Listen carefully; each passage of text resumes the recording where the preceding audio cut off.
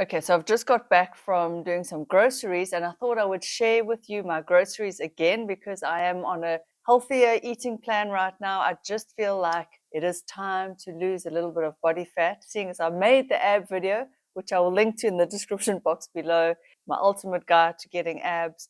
And I want to see my abs even more clearly now. So I'm eating for that. And so what does one eat for fat loss? Here's some more practical examples. I know a lot of you guys do want very practical guidelines, and so that's what I want to give you today. So I'm just going to haul it out of the shopping bags here.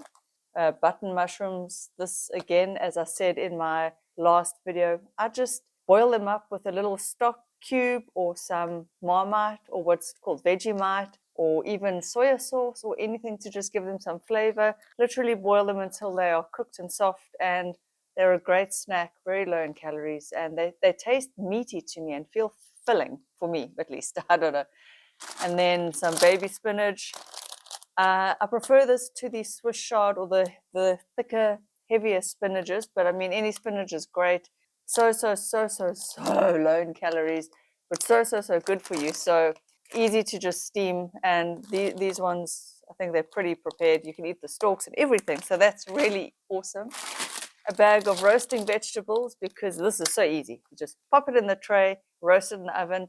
I try not to use too much oil, just a little bit of maybe oil, or a great alternative is you can use spray and cook. So you even get the olive oil one, or I don't know, any of those spray oils. I don't know what you call them in America or in the UK, but here it's called spray and cook, and you can use that to even spray over your veggies because it's just propellant and oil, and to just give them a light misting. But in general, just a bit of water in the pan, and then that evaporates and steams and cooks them. So as you can see, the theme is to not overload your food with too much fat. You don't want to cook it in oils and fats.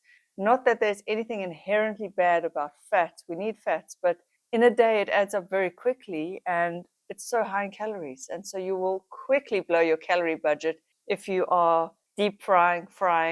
It's just, I know, fat tastes delicious and we like the mouthfeel. I do as well, but you've got to decide, what do you want more, flavor, mouthfeel, or abs? And it's okay to go through different phases where you eat for pleasure and that's fine, or you have a meal like that and then you go back on track. So anyway, I digress. I've got a packet of this lentil and barley soup mix. So you can see in there's the lentils, the barley, carrots, celery, what else is here? Cabbage, a little bit of potato. So it's really cool. It's so easy. I just throw this in a pot with like a can of tomato paste or puree, season it, and add in my meat. There you go. It's so easy. This is a little bit harder to track on a food tracking app because I'm not too sure. Do I weigh it before I cook it? I guess so. It's hard to track, but I could weigh it before I cook it and kind of estimate how much of this and then the meat. Again, with food tracking, if you are tracking, it's never going to be a perfect track unless, well, I don't know how pedantic you want to be, but do your best. Just estimate the best you can. It's better than nothing, just so you've got a ballpark figure guideline. What else did I get? Let's see here. Coffee. Always, I'm trying to break the caffeine if I can, because I don't know, I just think it's going to help me sleep better. I'm only having caffeine in the morning, my first 2 cups, and then I stop. Here's something more interesting. This is the haddock, lightly smoked haddock.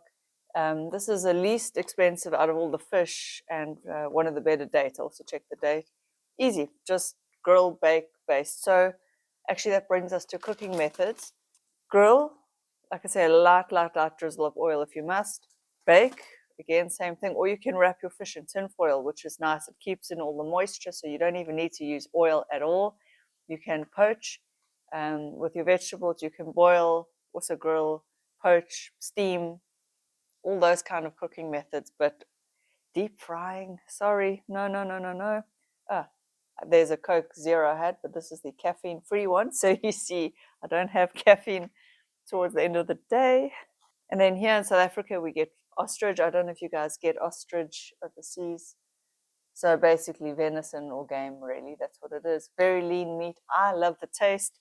My partner does not. He doesn't like it. So at least I know when I prep ostrich, no one else is going to eat it. So these are the little mini fillets. Just I could throw that in the stew maybe, or just throw in some mince. And then spoiling ourselves. This is a bit expensive, but it's worth the spoil now and then. And it's going to feed 3 or 4 of us. Fillet. So the leanest cut of red meat I could find. And again, with these kinds of things, so okay, basically I'm trying to show you what you would build your diet from. I don't have really any starches here, carbs, because I've got rice at home and we've got potatoes in the fridge. But this is kind of how you are going to shop and think about your food. Your lean cuts of meat or protein sources, and if you're vegan or vegetarian, you would have to supplement with some kind of a protein powder, I guess. Tofu is not that high in protein. It does have, but it's not as high as even I expected. So it is harder to meet your protein goals, but you can. I mean, obviously, the chickpeas, the beans, the quinoas, they have protein. You may just need to combine and have more of it. Like I say, supplement. If you're a vegetarian, it's a bit easier. You can have fat-free cottage cheese. You can have eggs, egg whites. So like low-fat dairy, but it is difficult. So luckily, I'm an omnivore. I eat everything. So I would go for the leanest cuts of meat possible when you are dieting for fat loss or belly fat loss. Or, I mean, I think if you've watched my videos long enough by now, you know that you can't spot reduce. It is overall fat loss. And actually, while we're talking about fat loss, let me give you an analogy that, oh, sorry, did I knock my microphone? That is so good to understand fat loss, because often we think, and I've heard people say this time and time again, yeah, I'm losing, but I'm only losing on my face, or I'm only losing on my arms, or my boobs go first, and then they complain that they've still got fat, let's say on their bellies or their butts or their thighs or wherever they want to lose it. And I understand why it's so frustrating, why it seems that you're not losing in that area. Hear me out, and you can disagree if you want to, but anyway, think of your fat stores. Think of a swimming pool. There's a shallow end with steps, and then there's a deep end. If I can find an image, I'll put it here. So the shallow end with the steps, think of that as your lean areas. Maybe the steps are your muscles, your bones, your tendons, all the things you can see in your lean areas. So areas on your body where you don't carry much fat. The deep end is where you carry and store your body fat. That is your deep fat reserves. And so think of when you drain a pool, or there's a leak in the pool, or you're losing fat, the pool water goes down an inch or two. Suddenly you can see that top step now, but the deep end still looks pretty deep. Not much has changed. You still think it looks the same, but you can suddenly see the top step. That is how it is with fat loss on your body. So your leaner areas, like on me, it's my upper body. I will start to see like my bones, even the chest, not really the muscle, I'm not muscular, but my arms, I will see veins popping very soon, definition. But on my legs, not so much. I have to get very lean, because like a mil difference, you can see it here, but you don't see it on my fat areas. And so you've got to think of that as you drain the pool, you'll see the next step, maybe the third step.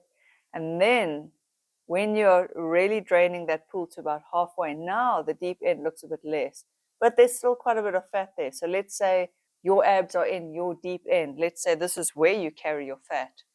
That is why you battle to see your abs, because now you're lean on your legs and your arms. Maybe you're a apple shape, sorry, not pear shape. But this is the last to go on your genetic body type, because that's how we store fat. It's genetic. Some people store it in one area and not in another. And so by the time you would get to see your abs, your deep end would have to be drained to very little. And now you can see why on some people and in some of us, our areas are so frustrating. Like for me, my damn ankles. I've spoken about that before in here multiple times, my cankles. But to be fair, it's also my butt, my hips, and my thighs. But for me, visually, it's more acceptable to have a bit of a booty. I mean, women, we all want a bit of curves and all that. But my fat ankles, it frustrates me. It just is what it is. I have to live with it. And so I know it's frustrating. There are areas on our bodies, on your body, that you would love for the fat to go, and it feels like it's never going to go. It will if you get lean enough. Is that healthy? Do you want to do it? I don't know. That's up to you. Only you can answer that.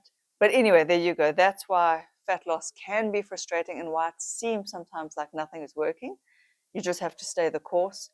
But these are all the foods that I bought today to help me with this fat loss little goal. I would love to just see my abs again, maybe take some photos. And there you go. I hope that was helpful. I will see you guys in the next video. Now, if you enjoyed this video and are interested in understanding the reasoning behind why I buy these kinds of foods, it's the reasoning behind the fat loss diet, I think you will enjoy. I've selected these two videos for you to watch next. So one of those is going to come up on the screen now. And the next video is just a bit of a pep talk, some motivation for weight loss, because let's face it, we all need that motivation from time to time.